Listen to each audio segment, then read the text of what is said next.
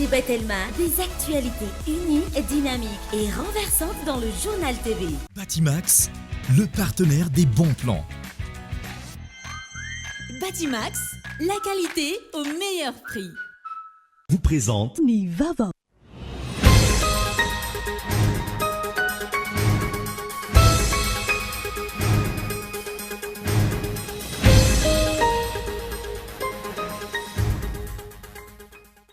Taorian'ny fampanenoana lakolosy nataon'ireo firaisamonim-pirenena sy ny fianakaviam-be iraisam-pirenena mahakasika ny tsy fahafenoan'ireo rantsana entina miady amin'ny kolikoly eto Madagasikara sy ny tsy mbola nahavoatendry ny tale jeneraly ny RAI.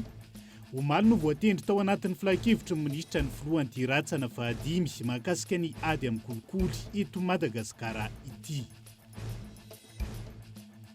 Mahery ny valonjato sy arivo miliara ariary ny vola ahina ho maloto sy ahina ho mifandray amin'ny famotsim-bola na ihany koa ampiasaina amin'ny fampiorohana eto Madagasikara ny taona 2022 araka ny tatitry ny samifinina androany.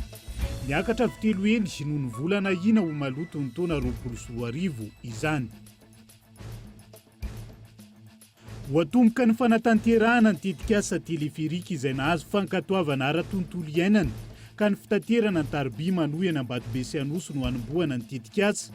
Mirefy 4.4 kilometatra ny alavirany fitaterana ny Tarby atomboka izay nakatoavany didim-panjakana nandritra ny filan-kevitry ny minisitra Omaly. Eritona taorian'ny nahavitany simba ary tsy azo ampiasaina intsony ny tohodrano fidasiana komuna Androbe Antsahadita. Diso fanantenainy ireo tantsaha izay nanantena fa iroborobo ny fambolena tamin'ny fahavitany ny foto-drafitrasa akanjo izao simba izao na tsy mbola vita aza ny fanokanana. Tsy voatery hanao ary vavaorona intsony ny mpandeha amin'ireny fiara fitateram-bahoaka ireny manomboka ny alatsinainy ho avy izao any Frantsa araka ny fanapahan-kevitra no raisy ny mpitondra fanjakana. Miatra ihany koa ny fepetra eny anivo sy seranam-piaramanidina sy ao anaty fiaramanidina sy ireo sidina rehetra anatin'ny vondrona Eropiana.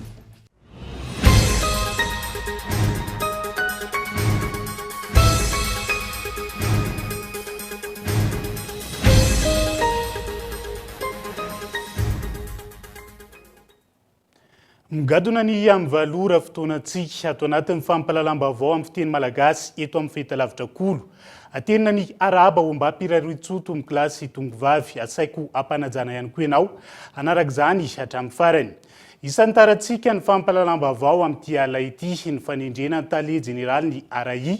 Telo taona teo aoriany nandaniana ny ijovolana ho fananganana ny rafitra. Taorian'ny fampanenoana lakolosy nataon'ireo firaisamonim-pirenena sy ny fianakaviam-be iraisam-pirenena mahakasika ny tsy fahafenoan'ireo rantsana ety miady amin'ny kolikoly eto Madagasikara sy ny tsy mbola nahavoatendry ny tale jeneraly ny RAI na ny agence de recouvrement des avoirs illicites. Omaly no voatendry tao anatin'ny filan-kevitry minisitra ny filohan'ity ratsana fahadimy mahakasika ny ady amin'ny kolikoly eto Madagasikara ity. Henri Florian.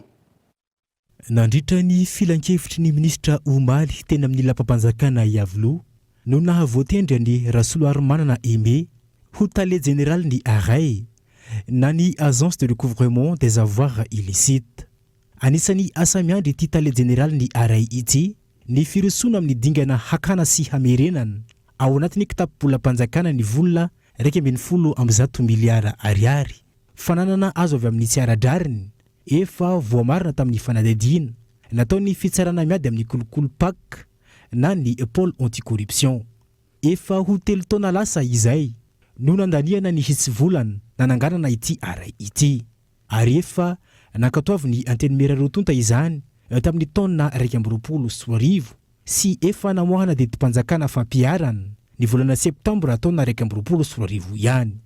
Efa tafiditra ao anatin'ny lalàna mifehy ny teti-bolam-panjakana 2020 ihany koa ny teti-bola ampihodinana ity rafitra ity. 3 taona aty aoriana vao voatendry ny filohany taoriany ny Antsoavo nataon'ny firaisamonim-pirenena sy ireo communauté internationale. Tsy ahivana fa isan'ny nahahenitra ireo mpamatsy vola ihany koa ny tokony hananganana ity RAI ity ahafahana manara-maso ireo fampiasam-bola eto amintsika. Dia le antony le tena antony hananganana le RAI ity zao le saisie dia zareo mi-exécuter azy, zareo no migérer azy, gestion na avoir saisie na confisqué na gelé.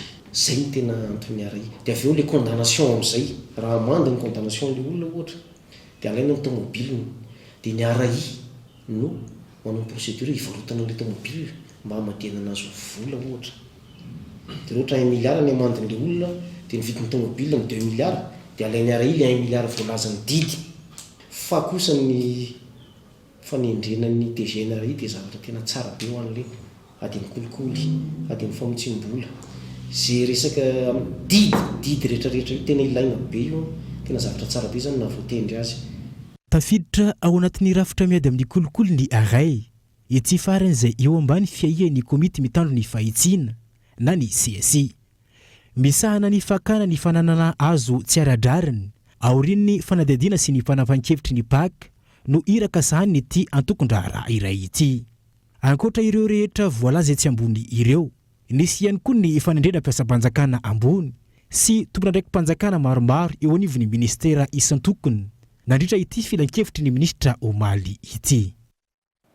Fatohizantsika ao anatin'izay vaovao mandidina ny kolikoly izay hatrany, mahery ny 710 miliara ariary vola ina ho maloto sy ahina ho mifandray amin'ny famotsim-bola na ihany koa ampiasaina amin'ny fampiroroana eto Madagasikara ny taona 2022 araka ny tatitry ny samifinina Androany niakatra avy 3 endy noho ny vola na ina ho maloto ny taona 2022 io araka ny tatitra Androany ny sehatry ny volamena no mitana ny laharana voalohany ahitana tranga mampiaya ny fanondralana sy ny fampidirana entana kosa no eo amin'ny laharana faharoa mianta Randrianaivo. Ny taona 2024 araka ny tatitra avy amin'ny samifinina ny tentina 770 miliara ariary ny vola noahina ho naloto sy noahina ho nifandray tamin'ny famotsim-bola na ihany koa nampiasaina tamin'ny fampiroroana teto Madagasikara. Ny taona 2024 ny tentina 770 miliara ariary no nanaovan'ny samifinina fanadihadiana noahina ho vola maloto io araka ny tatitra nivoaka Androany ny taona 2024 mahery ny 709 miliara ariary ny vola ahina ho maloto ary nanaovana fanadihadiana ankehitriny. Izany hoe niakatra avy 3 eny teo eo no arina ny taona 2024 io. Ny eo amin'ny laharana voalohany na ny 900 ny vola ahina ho maloto io fandray amin'ny sehatry ny volamena, manaraka azy ny fanondranana sy ny fampidirana entana indrindra ny fampidirana vola vahiny 300. Dia io volamena io raha tena tsorona dia satria nisy skandale maromaro zany taloloha tany dia mahatonga anay hoe ndao hijerena manokana ity. Tamin'ny fotoana ny boîte de rose ohatra zao ny boîte de rose dia boîte de rose zany hoe manaraka ny zava-misy ihany koa zany le safidinena samifinina omeny lalàna fahefana zany anao blocage na transaction na compte 27 ora aloha izy amin'ilay lalàna amin'izao dia mandritra ny 27 ora amin'izay alefa ny samifinana amin'ny fitsarana ny fangatana hoe amafiso io fanagiazana nangatana io azonareo dia le fitsarana avy eo no mahita hoe tsy mitombony io dia tsy amafisina na hoe tokony atao io dia amafisina. Raha vao le aya zany raha vao hitany hoe tena ayahina tokoa io satria le voalohany eny mety mbola ayavy any amin'ny banky dia manao ny analyse samifinaka hoe tena ayahina tokoa ity vola ity fa maloto mandefa zay any amin'ny paky. Raha ohatra ka misy infraction fiscale dia sady andefasanay koa ny impôt. Dia rehefa tonga any amin'ny paky moa ny fomba fiasa hatreto aloha tsy tena manao tatitra aminay ny paky satria indépendant zareo dia raha ohatra izy angatana hoe meo anay ny toeny ohatra ny lasa sanatria manelingelina andry zareo lasa manao pression ho azy aminazy zay dia mbola tsy misafidy ianao zay aloha zay hoe le dossier ity nanahoana ny toeny. Isan'ireo ahiny maro manana endrika famotsim-bola na vola maloto ny fahafantarana teratany malagasy manana tany sy trano miisa 240 ho any Dubai izay navoaka ny gazety Antsoratra Andro Marolasa izay. Raha toa ka tsy misy hatreto ny porofo manamarina na tsy ny aya io, nambarany samifinina Androany raha nanontany mpanao gazety fa isan'ny afaka manantotosa fanadihadiana mikasika ireny tranga ireny izy ireo. Ny logika dia zao rehefa mahita ianao zavatra kotaba dia mihaino amin'izay ny sofina mivoaka ny antenina hoe inona zany dia manao recoupement sinzy dia zay vao mandinika hoe tokony sokafana amin'izay raha ve le tsy atao hoe fanadihadiana fa le fikaroana momba nisy sa io scandale tsy tena ohatra tsy tena mitombona le zavatra manao vérification minimum zay ny logika indrindra dia recoupement zany mandeha aloha dia rehefa avy eo amin'izay tokony isy ankilany ny fanatotosana fanadiadiana lalina mikasika izaitra ny fanazavana amin'ny alalan'izany no ahafahana manamarina ny endriky ny volana ahafahana nanjifa fananana tany Dubai io. Tsotra zany mahita ireny dia voalohany aloha tsy nanao hoe natao hanana fananana amin'izay toerana safidiny tsirairay ny zavatra tokony misy fotsiny amin'ny firenena tsirairay dia anisan'izay Madagasikara zany dia manana kosa an'ireo rafitra rehetra izay ahafahany miantoka fa mivezivezen'ny fananana na ny miditra ny firenena na mivoaka ny firenena dia fananana madio izany hoe avy amin'ny atsemboana sy ny ezaka ny tsirairay le izy. Misy ny rafitra eto amintsika izay natao anaramaso manokana ny fivezivezen'ny fananana tsy any Dubai rery fa amin'ny faritra hafa voaresan'ny samy filina teo ny asa sany zany sy fifandraisany radrafitra amina firenena isan'izay Dubai efa ela motsika nanana fifanaraha-piara-miasa amin'ny sampandrara mpanango vaovao any Dubai dia fijerika azy hoe raha misy ny ilana azy misy ny ilana azy dia samy manao ivandify ny tsirairay miady miainga foana amin'ny hoe miveriko toy ny madio aloha zany mandra misian'izay hoe vaovao hafa mifanohitra amin'izay ary zay dia tsy misy afa-tsy ny rafi-panjakana manana ny andraikitra ny trandraka vaovao raha misy ny ilany azy dia anday endraikitra manandrifina toka tokony asiana tohinjy vaovao rainy. Ny enatra noharina ny taona 2024 ankilany antota taratasy mikirakiraina na nanaovany samy finina fanadiadiana tamin'ny taona 2024. Izany hoe ny taona 2024 miisa 530 izany ary ny taona 2024 teo miisa 220. Tamin'ireo raharaha nanaovana fanadiadiana trany, ny lafiny osikarak'etra na ny fraude fiscale no maro indrindra tamin'ny tsy fanaran-dalàna hita. Manaraka azy ny infraction au code d'échange ary avy eo ny kolokolo sy ny tsy fanaran-dalàna ny fandray aminy ary manaraka an'izay ny osika eny anivon'ny fahatseranana. Fa hiazo ny anteny miram-pirenena eny Tsimbazaza indray sika ao anatin'ity vaovao manaraka ity. Miroso amin'ny fandinihana ny andininy fa 420 voafaritra ny fitsipika anaty mifeny anteny miram-pirenena amin'izao fotoana ny voamera ny fitantanam-bola sy ny teti-bola hoy ny filohan'ny voamera io androany tamin'ity androany ity. Vao tonga teny amin'ny pelantanana izy ireo ny antota taratasy avy amin'ny kestora mahakasika ny fitantanana eo anivon'ny anteny miram-pirenena. Androany no voaantso teny Tsimbazaza ary nanatanteraka ny fivoriana manokana ireo mpikambana anatin'ny voameran'ny fitantanam-bola sy ny teti-bola eo anivon'ny anteny miram-pirenena.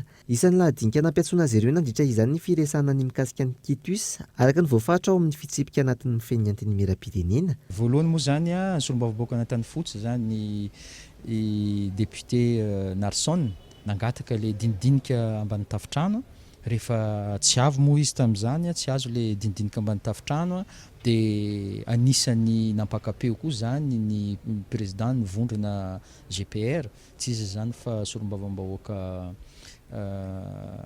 avy an'Androy zany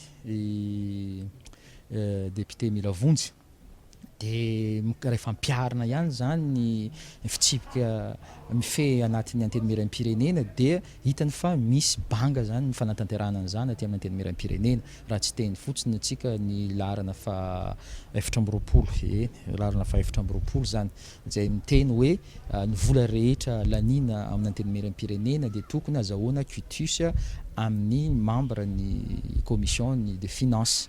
Nanolotra ireo antota taratasy mirakitra ny fitantanana eo anivon'ny anteny miram-pirenena ho an'ity vaomera ity ny kestora voalohany raha ny fanazavana. Anatin'ny fandinihana izany ankehitriny ny vaomera ary mifanarakaraka ny lalàna ny famoahana ny vokatra izany. Izay mivoalaza ny lalàna commission finance mandinika an'izy dia mbola mitoly izy. Tsy miresaka amin'ny bromaritra fa ny kestora miresaka aminay. Dia efa namay kestora anay les documents l'état financier zany. Dia mandinika an'izay zay rehetra zany dia zay aloha mivita androany fa mbola mitika sy manana fotoana zay amin'ity session ity andrinina an'izy quitus nomenay azy momba ny gestion financière gestion ny assemblée nationale mihitsy vao mandinika zay amin'izao fotoana izao dia ny valin'io tsy mandeha plénière fa tonga dia ao aminay ao amin'ny commission finance sy ny questure atao amin'ny assemblée nationale zay mivoafatry ny lalàna dia izay no ataonay. Ankoatra izay, androany ihany koa nanatanteraka ny fivoriana teny Tsimbazaza ireo mpikambana anatin'ny boromaritry ny antenimieram-pirenena tao aoriany antsoavana taon'ny solombavam-bahoaka izay nangataka ny isian'ny fivoriana mikatotranona ny réunion à huis clos mikasika ny fanazavana mahakasika ny fitantanam-bola izay ataon'ireo boromaritry indrindra fa ny kestora voalohany. Vaovao manodidina ny fifidianana kosa indray, atomboka ny fanavaozana tanteraka ny lisbifidianana izay tanterahana isaky ny folo taona raha ny fanazavana ny teo anivon'ny seni androany. Mila ezaka avroeny ny fampiarana ity fanavaozana tanteraka ny lisbifidianana ity izay mety hisy akony amin'ny datim-pifidianana raha ny fanazavana hatrany fity nokolona. Telo andro mialohan'ny fikatoanan'ny fanavaozan'ny lisbifidianana eny anivon'ny Fokotany. Nanambarany teo anivon'ny seni androany fa efa miditra amin'ny fikarakarana ireo dingana manaraka amin'ny lisbifidianana teny fotony ny seni. Amin'ny alahady ho avy izao no hikatona ny fanavaozana ny lisbifidianana eny anivon'ny Fokotany manerana ny nosy raha ny fanazavana hatrany. Raha ny fipetrakin-draharaha zany ao anatin'ny fanavaozana isa-taonany lisitry ny mpifidy ralina mozy izy ianao teo dia marihana fa efa tsy ao anatin'ny fotoana andehanan'ny olona ny livon'ny senina ny raha tsy mangaiky antsony zao mahakasika an'izay hoe fanavaozan'izay satria efa tapitra izay fotoan'izay ary efa ao anatin'ilay fanapariahana zany zao ny seni fanapariahana ny lisitry ny mpifidy ao anatin'ny tontolon'io ralina io makany amin'ireo district commune Fokotany tokony andehanan'izany marihana fa ny famaranana tanteraka na le hoe arretage définitif an'io ralina io dia amin'ny lahady ho avy zao. Ankoatra io fanavaozana izay atao isan-taona io, misy ihany koa ny fanavaozana lisbifidianana tanteraka izay karakarain'ny seni isaky ny folo taona. Ho atomboka ny fanatanterahana io fanavaozana tanteraka io raha ny fanazavana. Ao anatin'ny telo na efa bolana eo no fanatanterahana izany. Mety hisy akony amin'ny datim-pifidianana raha toa ka hiditra amin'ny fanavaozana tanteraka io ny fanjakana ho hiatrany teo anivon'ny seni. Tsy manan-kery intsony ny révision annuelle de la liste électorale raha toa ka miditra amin'ny fanavaozana tanteraka ny seni. Raha vao mivoaka ny didim-panjakana anatotosana an'ireo fonty dia miditra avy hatrany ao anatin'izany sehatra zany isika dia tsy maintsy ataon'ireo fonty zany mazava loatra. Ary rehefa manao an'ireo fonty io isika dia aoka tsisy ho diso hevitra fa ny lisitra rehetra teo aloha dia tsy ho ampiasaintsika intsony. Tsy maintsy misy fiantraikany mba tsy ilazana hoe ny daty anaovana ny fifidianana na ny volana anaovana ny fifidianana no tokony mitondra ny zavatra rehetra. Ohatra raha amin'ny janoary 2024 tsika no manao ny intronisation izay président lany na ny fienianana zany amin'ny fomba officiel les prestations de serment dia ny décembre 2024 zany tsika tsy maintsy mahavita deuxième tour. Novembre zany tsy maintsy proclamer ny résultat na premier tour na faharan'ny octobre akory ary satria mbola isy propagande ao telopolo andro. Ny octobre zany na septembre no tokony mandeha ny premier tour. 2024 zany resaka zany ary 4 andro mialohany iny no tsy maintsy mametra-pialana zay tokony hametra-pialana na tsy maintsy misy fitsipika tsy maintsy arahana zany fa tokony ho vita volana jona zany amin'ny 2024 ny lisitry ny mpifidy nanaovana ireo fonty. Mijanona ho antontan-taratasy ampiasaina mandritra ny fanavaozana tanteraka ireo lisbifidianana araka izany na ny RAL raha ny fanazavana. Andrasana no mety fiovana amin'ny olana teo amin'ireo lisbifidianana izay efa niseho teo aloha raha anatanteraka ity fanavaozana ny lisitry ny mpifidy tanteraka ity. Fanampanazavana entiny Andria Malaza Ando, vice-président seni. Fahatomboka ihany koa ny fanatanterahana ny tetikasa telefirika izay nahazo fankatoavana ara-tontolo iainana ka ny fitaterana ny Tarby manohy Anambadibe Anosy no anombohana ny tetikasa. Mirefy 4,9 kilometatra ny halavan'ny fitanterana Tarby atomboka izay nankatoavin'ny didim-panjakana nandritra ny filakevitra minisitra Omaly Fity lonatrany. Miisa fito ireo gara ao amboarina mandritra ny tetikasa telefirika ity izay mirefy 4,9 kilometatra. Nahazo fankatoavana ara-tontolo iainana ny tetikasa ka ho atomboka ny asa raha ny fanazavana hatrany. Teboka telo lehibe ny tena nahitana fiovana. Isin'ny gara eo Anosy makeny Sorano ary eny Sorano mamonjy Antaninarenina. Avy Antaninarenina kosa makeny Akorondrano ary ny farany avy Akorondrano makeny amin'ny Coliseum Manala Mahitsy. Voaka zany ny tracé final iny ny farany. Iny tracé iny a dia fanandravina an'ireo izay ataontsika hoe mety fitarainana, nandravina koa ny lafin'ny teknika sy azo ampiasaina, ary namaly koa nefa ny filany ilay transport par câble eto Antananarivo, inona ny tsy maintsy faritra tsy maintsy ampitohizana. Ary anankiray moa zany resana tao dia eo amin'ny Artex zany mbola vaovao tao anatin'io. Manoloana ireo resabe tamin'ny fandalovan'ny tetikasa teleferika eo Mahamasina, indrindra amin'ny faritra Saint-Michel, nanambarany sekretera mpanjakana miadidiny tanàna vaovao fa ireo toerana izay anatanterahana ireo gara no namaly ny fanadihadiana ara-tontolo iainana ka tsy handalo eo amin'ny faritry ny sekoly intsony ny fitanterana. Andray anjara amin'ny fanatanterahana ny tetikasa ihany koa ireo orinasa malagasy na amin'ny fanazavana. Ny Colas zany Madagasikara manao ny resaka BTP, resaka fanorenana mikasika ny trano. Ny Poma indray miara-miasa izy amin'ilay équipement satria Poma tena mpanao an'ilay resaka TPC, ilay resaka câble, resaka pylône, ny ao anatin'ny gara, lafin'ny teknika. Reny zany no ataon'ny Poma. Mikasika ny fanorenana rehetra ohatra hoe ireo béton ilaina amin'ny gara rehetrarehetra zany mazava ho azy fa ny fasika, ny vatokely, ny ciment sy ny vy izay misy tatoerana zany dia entiny vidiana.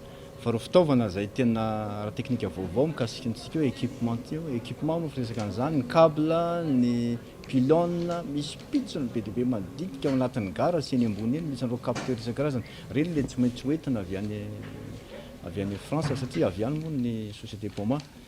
Nanambara ny orinasa frantsay izay manatanteraka ny tetikasa fa anisan'ny fitaterana azo antoka indrindra ny fitanterana an-taroby hoy izy ireo ka tsy tokony hisy ahina ny fandehanana amin'izany. Transport par câble est bien le moyen de transport le plus sûr au monde.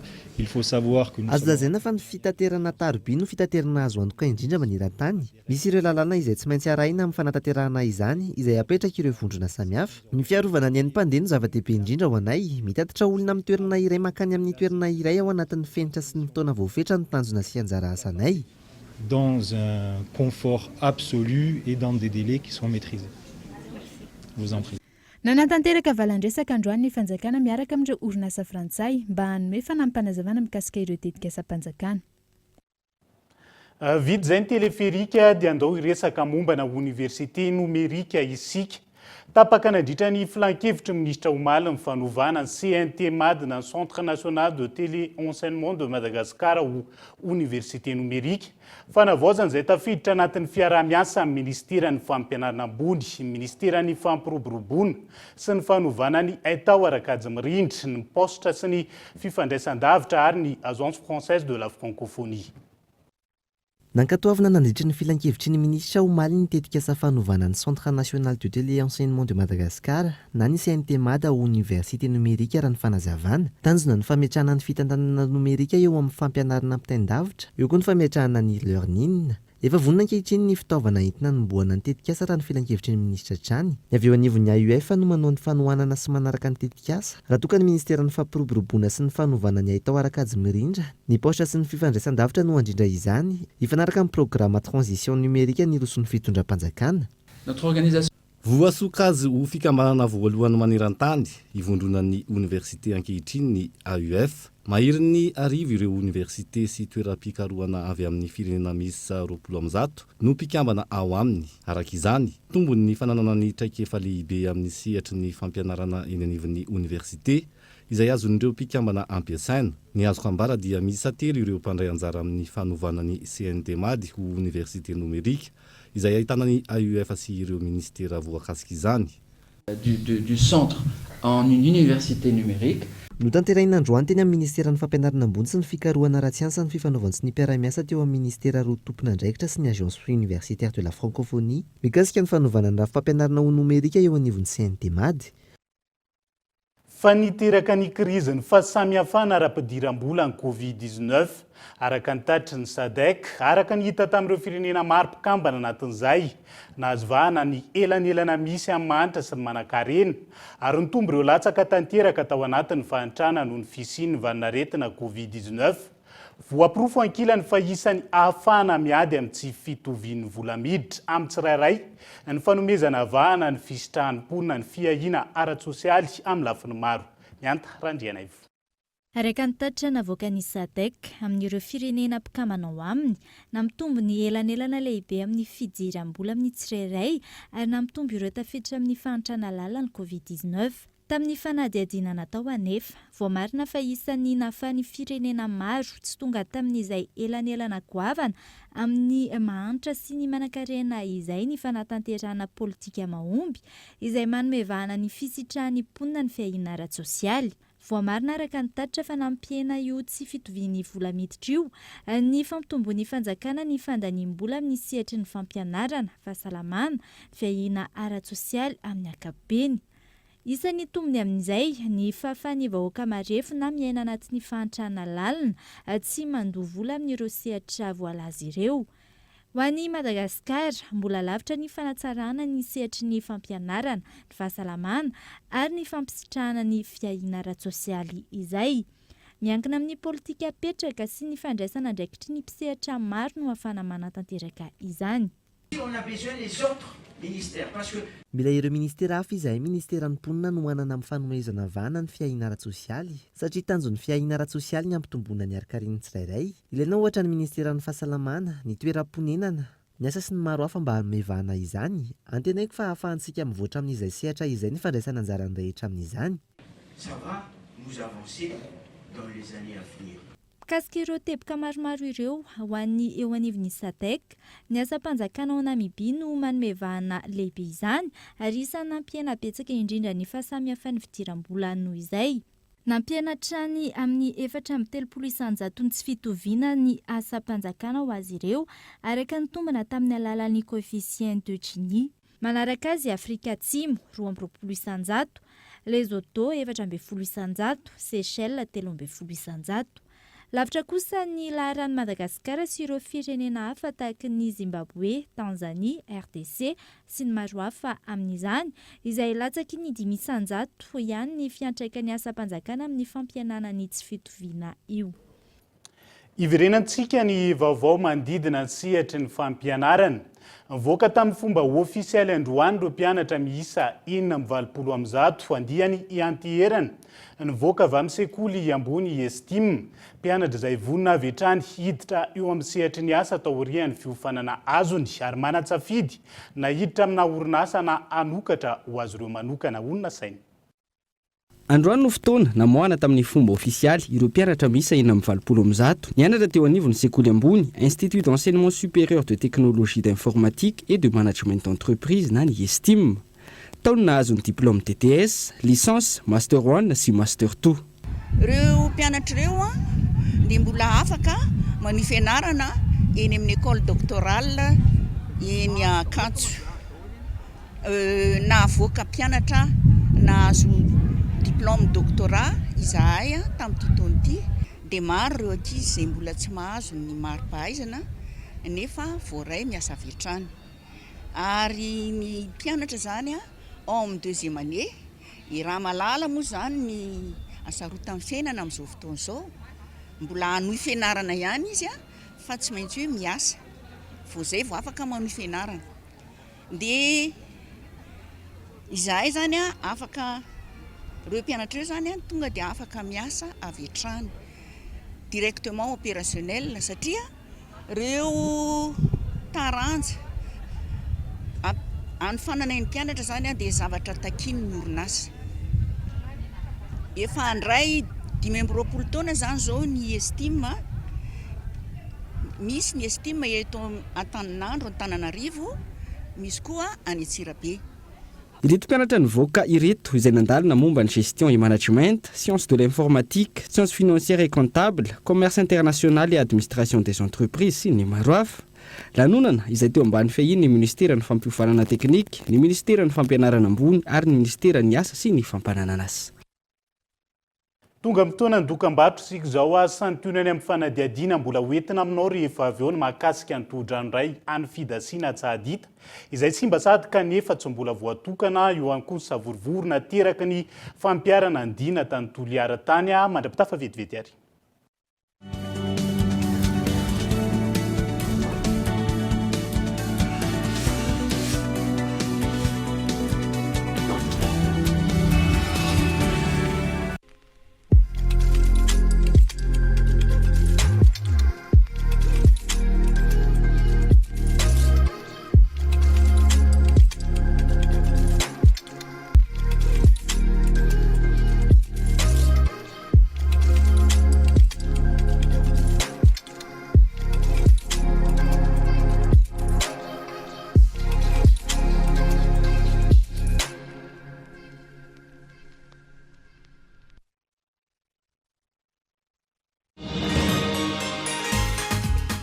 C'est un travail très difficile d'attraper les bébés qui bougent et de changer leur couche en même temps. Avec la couche culotte molle fixe, changer les couches est maintenant très facile. Je la déchire et l'enlève là où je l'attrape. Je remonte la nouvelle en un instant. J'emballe la couche et la jette. Moi et mes bébés sommes heureuses. C'est ainsi que se propage le mouvement de bonheur molle fixe. Allez les bons mamans, essayez la couche culotte pour bébé molle fixe. Rejoignez notre mouvement de bonheur. Molle fixe, grandir heureux.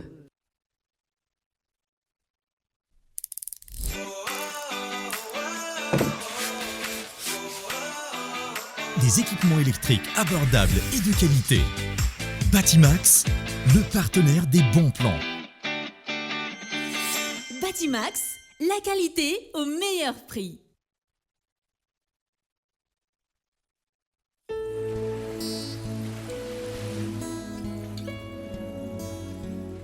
Niaraka taminareo no nanarahako tantara-pitiavana mamy.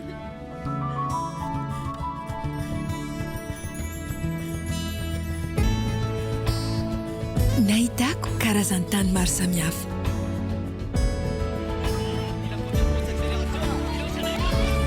Nienako ireo lalao baolina kitra malaza eran-tany. Teo anilanareo dia tena torane. Raha tsy anareo tsy niena fihetsy ampo isan-karazany aho. Nahita tantara nampangitakitaka. Tantara maro sady tsara niarahako taminareo. Koa izay no mahatonga ahy an'olitra ny tsara indrindra hatrany. Eo anilana ho foana.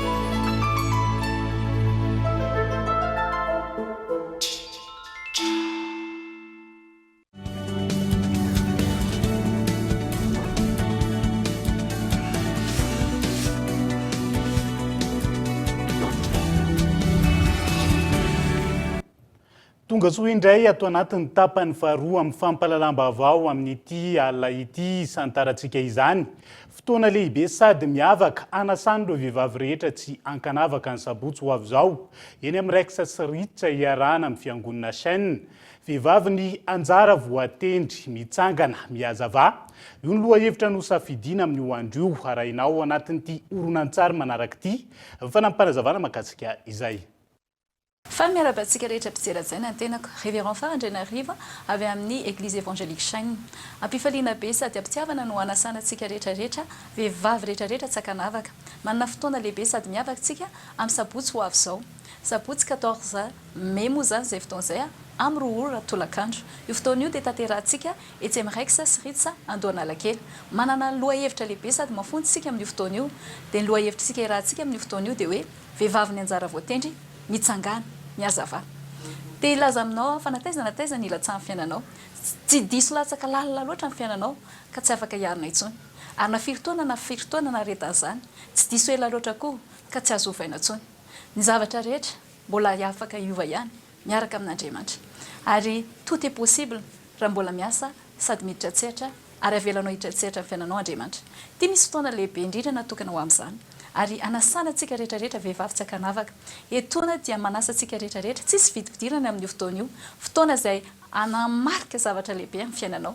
Ary fotoana izay inoako fa rendez-vous izay tsy tokony rahatena na mety avoditra satria fotoana izay inoako tanteraka fa metraka tantara izay tena tsara amin'ny fiainanao. Aza donona ary fotoanantsika sabotsy ho avy izao ho atsika vehivavy rehetrarehetra tsy ankanavaka tsisy vidividirana io etsy amin'ny raiksa sy ritsa Andohanalakely. Fotoana lehibe izy ity ary aprisihana antsika efa betsaka nanatrika ny fotoana tamin'ny fotoana izay niarahantsika vehivavy. Anjaranao indray izao. Anjaranao ny andray kasika avy amin'Andriamanitra. Anjaranao andray fanasitrana avy amin'Andriamanitra. Ary indrindra mahafinaritra ao anatin'ity fotoana ity fotoana izay entin'Andriamanitra ananganana ny fiainanao. Mety be dehibe ny zavatra mifamofonta amin'ny fiainanao ary mety be dehibe ny zavatra mety nilalovanao. Kanefa ny fotoana izay inoako sady entin'Andriamanitra mangina anasitranana ampaherezana andrindrindra ny ananganana ny fiainanao mihitsy ka tonga anao ho tonga fitahiana ho an'ny maro ihany koa sady amiratra izany.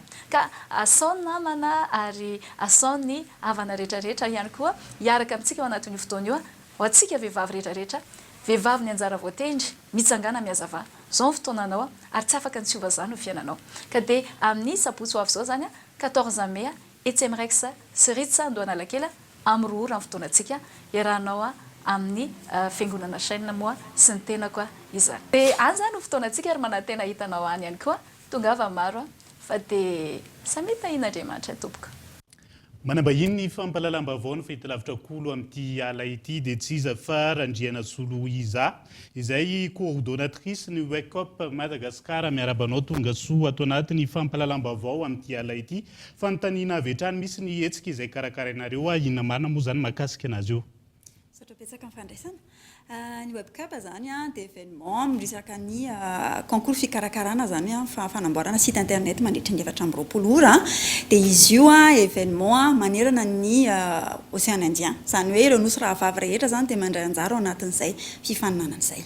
Raha ho an'ny Madagasikara manokana manahoana ny ataontsika hoe ny fandehan'izay fifaninanan'izay izy avy ireo afaka mandray anjara ihany koa ao anatin'io ary fanontaniako farany ao anatin'izay hoe mbola misokatra ve zany fisoratana anarina ho an'ireo mpandray anjara. Ny ao anatin'io fifaninanana io mazava ho azy zany fikarakarana sy hoe fananganana site internet zany hoe ireo tanora manana an'izay traikefa zany ao anatiny mandray anjara ao anatin'le izy. Ny concours aloha efa nidy satria latsaky ny adiny iray taorianany namokafana ny inscription dia efa feno ny quota ny oatra be indray arany dia amin'ity taona ity zany 2020 nisan'ireo ekipa Madagascar manao concours le concours dia aorianan'izay zany misy izay ekipa mandresy représenter à Madagascar. Zany hoe roviana zany no atao izay ataontsika hoe ny fifaninanana ro an'ireo ekipa mandray anjara eto Madagascar aiza ihany koa ny toerana anaovana an'izay. Le concours zany dia atao amin'ny sabotsy lahady zao 14 sy 15 mai ho avy zao le izy atao amin'ny local misy ny Nexta ety Andranomena partenaire ao anatin'izy io maro be anisan'izany Telma dia amin'ny concours io ny sujet mitovy daholo na ny eto Madagascar na ny La Réunion na ny Comores sy île rehetra eto anatin'ny Océan Indien zany tiako lazaina dia ao anatin'izay sujet iray mivoaka fa La Réunion manaraka ny fuseau horaire ny La Réunion tsika 24 heures ny ankizy manao an'izay développement zay. Zany hoe ao aorianany ataontsika hoe fifaninanana izay atao eto Madagasikara ahafantarana ihany koa ny mpandresy eto amintsika manahoana ny toyany fifaninanana amin'ny ankapobeny. Ny fifaninanana zany dia mandritra izay 720 ora zay dia mivoaka avy eo ireo ekipa mpandresy ny nosy rahavavy tsirairay avy tafiditra anatin'izany Madagasikara. Ireny ekipa mandresy ireny dia anao final amin'ny faran'ny taona zany hoe amin'ny faran'ny taona zany misy final ataontsika hoe tena hoe régional izy amin'izay fotoana izay zany hoe manao an'izay concours zay dia misy île anankiray maresy tamin'ny herintaona zao dia Madagasikara naresy. Raha ny fantatra dia maro ny mpandray anjara tamin'ity andihany manaraka ity mety hoe misy ihany koa ny avy amin'ireo faritra lavitra manahoana ny fomba fahafahana izy ireo mandray anjara ao anatin'ny fifaninanana izay atao amin'ny sabotsy zao. Ny fifaninanana moa hatramin'izay zany efa nisy fifaninanana foana zay raha fitadiako anazy hatramin'ny nandraisana anjara anazy dia efa nandritra izay 7 taona zay fa raha fakeliny no nisy ny webcap teto Madagasikara zany nandray anjara foana. Amin'ity taona ity ohatrany tamin'ny herintaona dia betsaka ireo ankizy avy any amin'ny faritra zany misy avy any Fianaratsoa misy avy any Tamatavy misy avy any Vaingandrano arany dia ny avantage amin'ity taona ity zany dia nataonay misy nasafidy ny ankizy na mandeha sur place any amin'ny extase zareo mandritra ny 720 ora anaovana le compétition na ary zareo any an-tranona any am-pianarana fa mila connexion mandritra izay fotoana izay fotsiny. Feno dia feno fanazavana mahakasika izay ankasitrahany ianao Randriana Solo Iza izay coordonnatrice ny Web Cup Madagascar nanaiky ny vahiny tato anatin'ny fampalalam-baovao tamin'ity ala ity. Satradoviko. Herintaona taoriany navitany simba ary tsy azo ampiasainy intsony ny tohodrano fidasiana commune Androibe Antsahadita. Diso fanantenany ireo tantsaha izay nanantiana fa iroborobo ny fambolena tamin'ny fahavitany ny fodrafitrasa kanjo izao simba izao na tsy mbola vita aza ny fanokanana onona saina.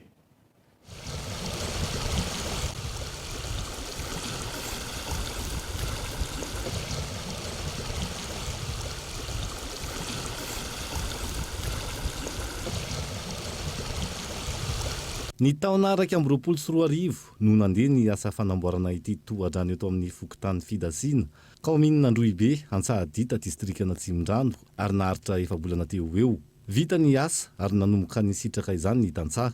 Vao tonga nefa ny fotoam-pahavaratry ny volana Novambra efa nisy ny fahasimbana ary izao no ny hafarany tao aorian'ny rivodoza farany teo.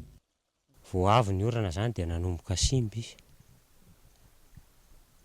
satria le fondation any tena ratsy. Io fondation zany tsy mahazo an'le tany mafy dia lasa mora simba. Mbola tsy vita fanokanana izy fa hoe vao hotokanana dia izy rava simba tanteraka io zany. Tsy tokony ataoko toto mihitsy le izy satria ty tena ekinany ainy vahoaka aty ambanivohitra. Raha fahatana azy Tatsalo zany dia teo amin'le resaka fondation mihitsy no tsy tena hoe normal. Hoe teo amin'le fototra zany hoe tena hoe mbola tsy manara-penitra moa le baiboky zany raha mahita fa malemy le sisin'le morony. Raha ny fahafantarana azy aloha dia mety any amin'ny faritra mihitsy ny tompony ity satria efa tetika Savà mihitsy zany fa tsy hoe avy aty amin'ny commune na ohatran'izay. Hatreto aloha zany zao dia karazam-bola hoe vola verimaina ihany. Vola verimaina hoy ireo tantsaha izao zava-misy izao, vao vita ny asa, velom-bolo ny tantsaha, ho afaka mamboly mandavan-taona, miala ny vary mandeha ny vola avitra. Tsy izay anefa no nitranga. Ny vary nantenaina aza ny 500 isan-jato ny vokatra. Io zany fototra iveloman'ny tantsaha ety ambanivohitra mihitsy izy io satria miankina amin'io ny ahafahany amin'ny fambolena. Manondraka ny tambary volena rehetrarehetra ny eniemy be hatrany ankira votovorony iny. Mihena be zao ny vokabary ety aminay zao. Tena mihena azo maina be le tany. Tena mihena betsaka mihoatra ny atsasany mihitsy arany. Raha ny fanantenana aloha zany dia betsaka hoe satria efa mandeha zao le asa dia efa tonga le barasy. Dia ohatry ny diso fanantenana kely ihany zany le Tatsalo tamin'izay. Ny alarobia lasa teo, nidina teny an-toerana ny avy amin'ny faritra Analamanga. Niaraka tamin'ny tompon'andraikitra eo anivon'ny commune Androhibe Antsahadita nijery ny fahasimbana ary fantatra fa isy indray ny fanamboarana saingy mandoa R1 ny tantsaha. Namory fokotany mihitsy moa taty aminay omaly hoe izay tsy tonga maty diny dia tonga teo daholo moa ny olona nisy fifanarahana zay ara hoe mandoa R1 isan'olona hoy ny anaovana an'ity lavaka be ato ty. Fa ry ihany hoy ny andraikitra zareo hanao azy. Tsy maintsy mandoa an'izay R1 isan'olona izay zany ny 27 taona eto anatin'ny fokotany fidasiana. Ry fondation dia ry manohana rano ry fotsiny zany nataony zareo fa tsy mahakasika an'ity tamboly ty baibo atao varatreto. Zay Tatsalo zany dia mangataka mihitsy mba hoe tena ho atao hoe tena manara-penitra mihitsy le fotodrafitrasa atao. Raha hoe tena manara-penitra izy zany dia hoe tena mba afaka miditra soma tsara le rano. Ohatran'izay mba hoe tsy ho simba rehefa tonga le fahavaratra. Ny faritra Analamanga no nanao ny asa teo aloha ary mandeha ankehitriny ny fifampiresahana fa mety ho ny ministeran'ny fambolena sy ny fiompiana no hanarina ny lesoka saingy andrasana ny vaovao ofisialy momba izay ahafahan'ireo tantsaha misitraka ny rano. Ny tranga tahaka izao izay mandratsy endrika ny fitondrana misy ka tokony ahasarotiny isan'ambaratongany amin'ny fanaraha-mason'ny fanamboarana fotodrafitrasa mba ho lovain'ny taranaka ny asa vita. Ankoatra io, fandanindaniana ny volam-bahoaka ihany koa ny fanaovana asa amehana tahaka izao, vola tokony hanaovana fotodrafitrasa hafa, amerenana indray ny fanamboarana. Fehiny, tsy tokony ny vita fotodrafitrasa ihany no mahamaika ny tompon'andraiki-panjakana mba hanehoana fa miasa fa eo ihany koa ny fanaovana asa maharitra sy manaraka ny fenitra mba ho lovain'ny taranaka. Vao maindray zany ho ela ny fitokanana momba izy satria tsy misy olona andeha hitokana zava-bita ataontsika hoe zava-bita simba mihitsy moa zany ao anatin'izay. Amin'izay ny fanakanan-dalana sy ny fanelingelenana amin'ny fanatanterahana ny asa orom-ponina ao Taolagnaro. Manoloana ny fisian'ireo andian'olona manakan-dalana ao maro amalina. Ankilany takiny izy ireo ny vokatra ny fanadiadiana sy ny fitiliana ny kalitaon'ny rano ka nahafaty ireo trondro tao Andrakaraka tao anatin'ny fotoana fozay. Gaeton Andriatsilavo.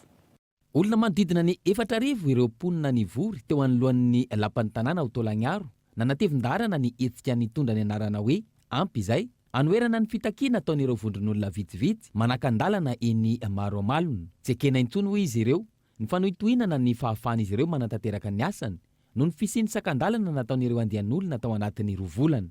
Nangatahana ihany koa ny amoahana ny vokatra ny fanadiadiana sy ny fitiliana, ny kalitaon'ny rano sy ny mety ho antony na hafaty ireo trondro tao anatin'ny fotoana fohy. Ny raha voalohany dia ampy zay fanankortagnana, ampy zay fagneligelenana gn'asa mananjaraha ataosika, ampy zegny fanapahagny lombasika isasika zay ngamba ny raiky voalohany.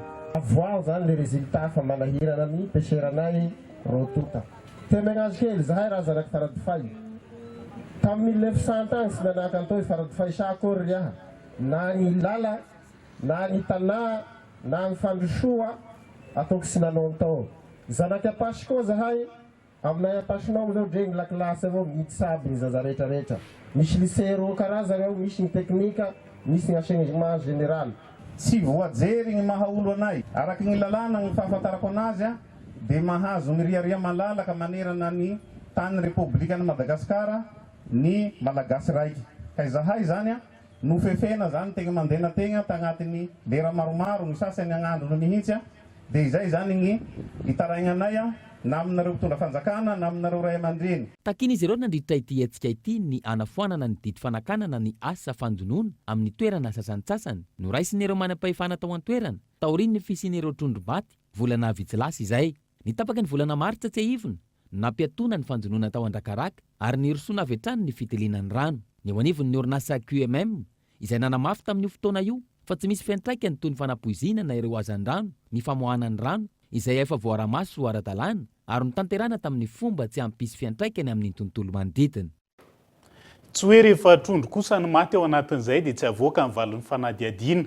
Miantoka ny fitoniana ny poniny zany raha ny fanadiadiana fa ity kosa resaka savorovoro. Niteraka savorovoro teny anivony fiarahamonina ny fisamborana olona miisa 720 izay voalaza fa nampiatra dina noho ny resaka latrombo tao Belemboky Ampasy commune miary district ny Toliara faharoa. Tsy tokony idiran'ny politika ny fampiarana ny dina ary izay manana fankatoavana ihany no tokony ampiarina sy ifampifiezana eny anivon'ny fiarahamonina raha ny fanadiadiana kolo Toliara. Olona miisa 720 no voasambotra ny mpitandro filaminana teo am-panateterahana kabary ny fanaovana tao amin'ny resaka fampiarana dina manoloana ny resaka fahaverezanomby tao amin'ny fokotany Belomboky Antanindraza commune miary distrik'ny Toliara faharoa ny alahady fahavalon'ny volana May lasa teo. Raha ny fanazavana nentin'ireo avany voasambotra kabary ampiarana ny dity ao anatin'ny fikambanana miary izay natsangan'ireo fokon'olona any amin'ny fokotany maromaro ao amin'ny distrikta Toliara faharoa amin'ny tapany avaratra no anton'izany.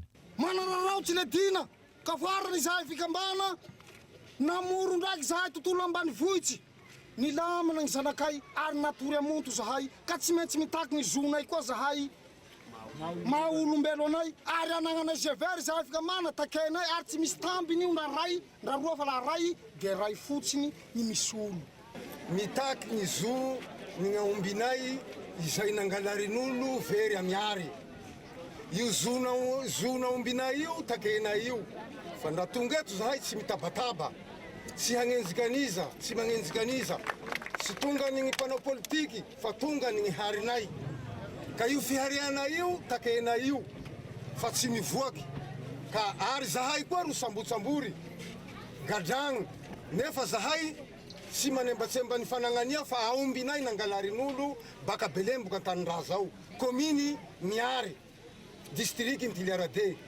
Zay mahatonga savorovoronay toy mangalaky gn'anakay izay tazony amin'ny velo atoy.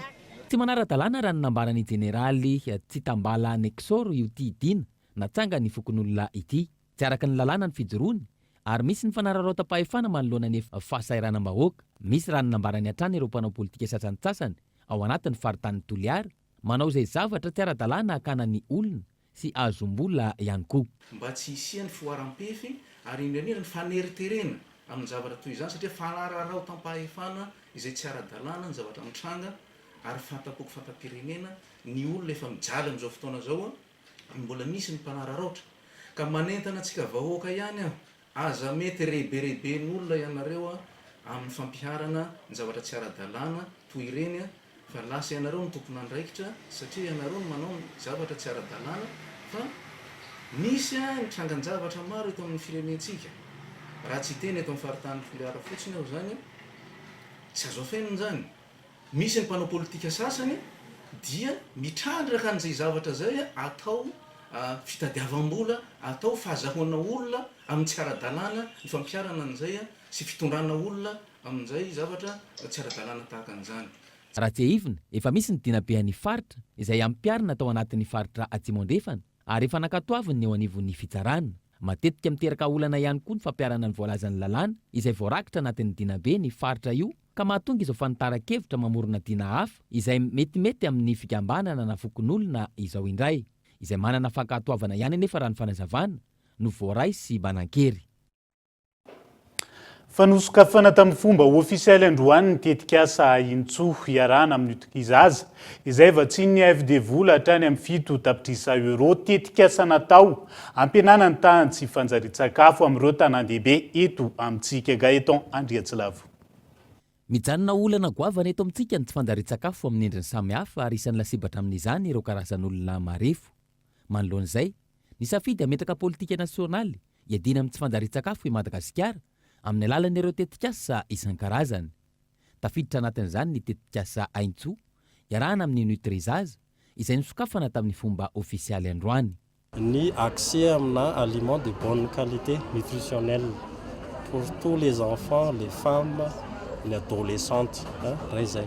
Faharoa an'izay dia incitena koa ny olona amin'ny resaka agriculture urbaine.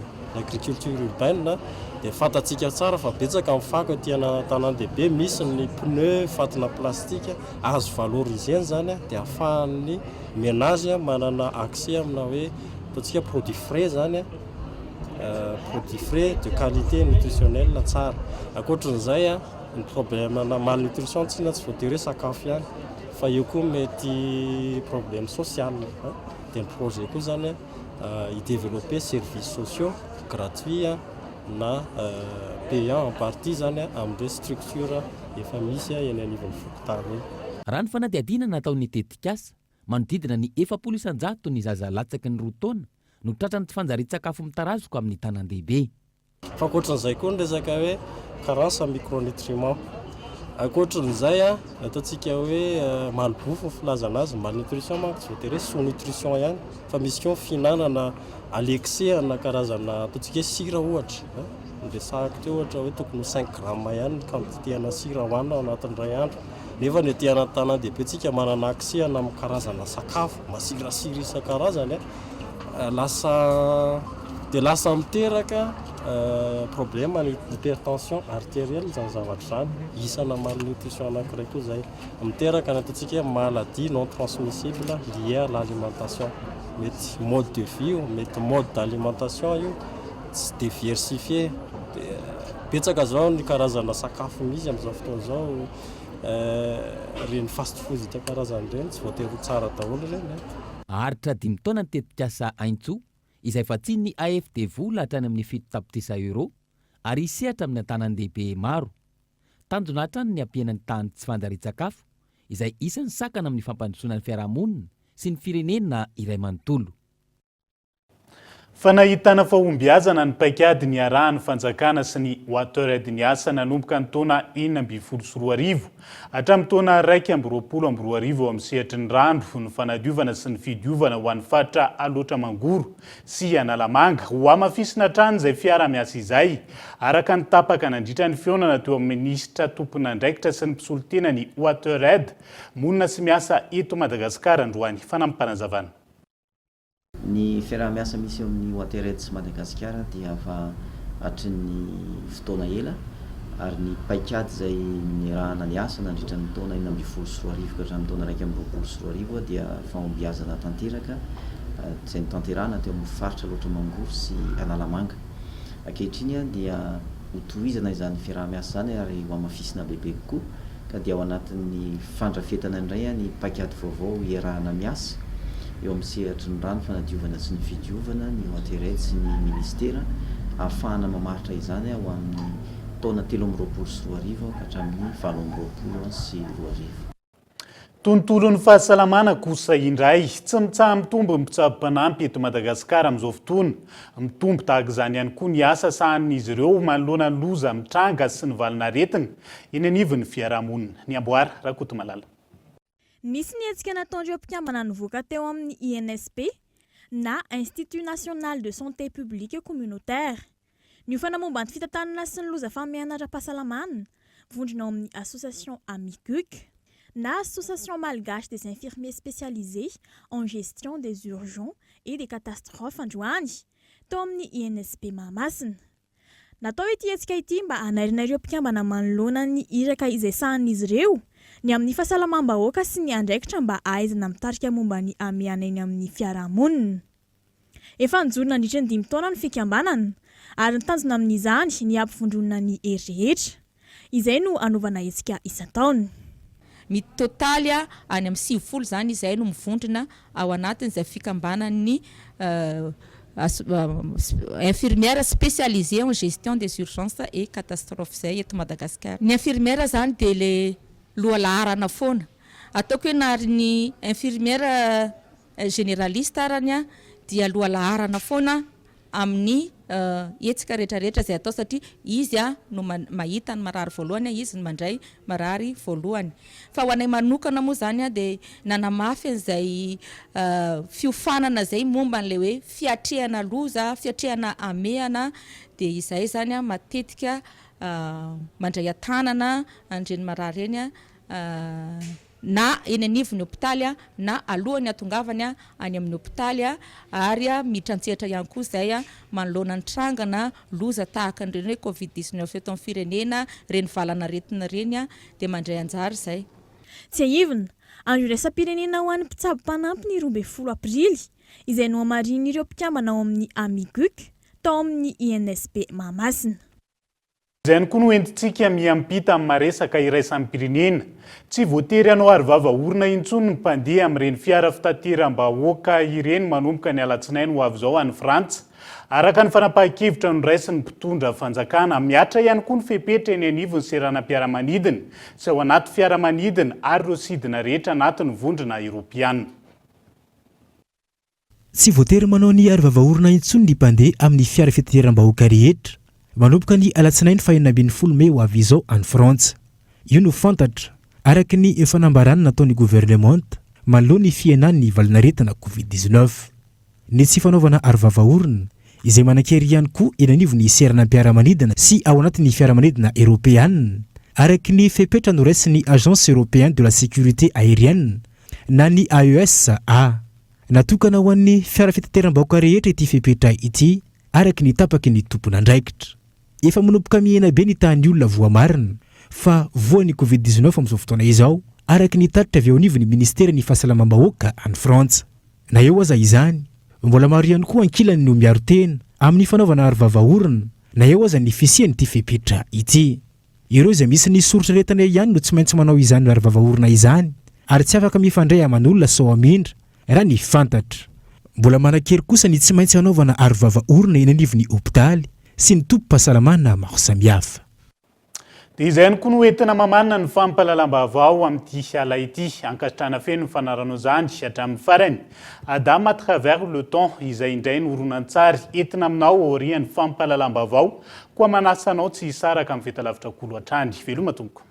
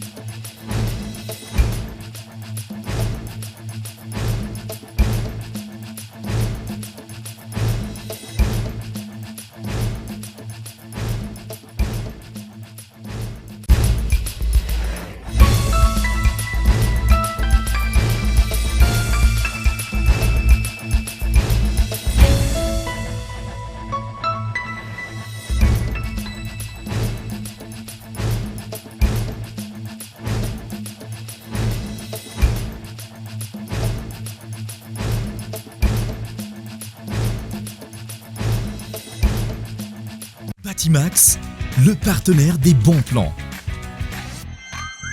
Batimax, la qualité au meilleur prix. Vous a présenté Nivavo.